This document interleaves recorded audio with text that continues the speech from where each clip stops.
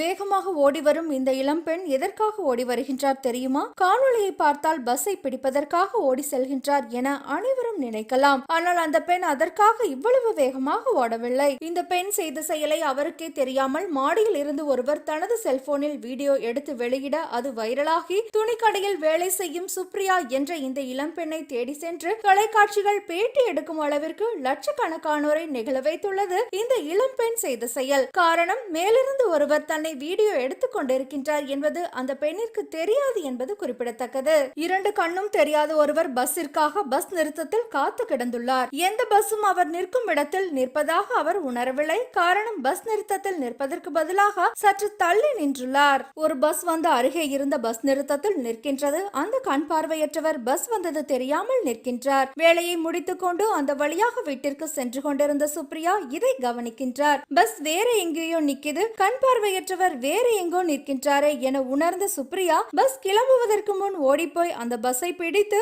Sir போயிராதீங்க, கண் தெரியாதவர் அங்க இந்த பஸ்ஸுக்காக நிற்கின்றார், செத்த நேரம் இருங்க, நான் போய் அவரை கூட்டிட்டு வந்துடுறேன் என நடத்துனரிடம் கூறி பஸ்ஸை செல்ல விடாமல் நிறுத்திவிட்டு மீண்டும் ஓடிப்போய் அந்த கண் தெரியாதவரை கையை பிடித்து மெதுவாக அழைத்து வந்து பஸ்ஸில் ஏற்றி விடுகின்றார் சுப்ரியா என்ற அந்த இளம்பெண். மாடியில் இருந்து இந்த பெண்ணின் மனிதநேயத்தை கவனித்த ஒருவர் இது எல்லாவற்றையும் அவருக்கே தெரியாமல் செல்போனில் வீடியோ எடுத்துக் கொண்டிருந்துள்ளார். சிறு வயதில் எனது அப்பா எல்லோருக்கும் உதவி செய்வார், அதை பார்த்து வளர்ந்தவள் நான். அதனால் எனக்கும் அந்த பழக்கம் வந்துவிட்டது. இது நான் செய்யும் சாதாரண விஷயம்தான். ஆனால் அதை யாரோ ஒருவர் எனக்கே தெரியாமல் வீடியோ எடுத்து வெளியிட்டதால் வைரலாகிவிட்டது. இதை பார்த்து எனது அப்பா ரொம்ப சந்தோஷப்பட்டார் என சுப்ரியா பேட்டி அளித்துள்ளார். யார் என்றே தெரியாத அந்த கண் தெரியாதவருக்காக அந்த பெண் ஓடிய ஓட்டம் அவரின் உயர்ந்த உள்ளத்தை நமக்கு உணர்த்துகின்றது. கேரளாவில் இந்த சம்பவம் நடைபெற்றுள்ளது.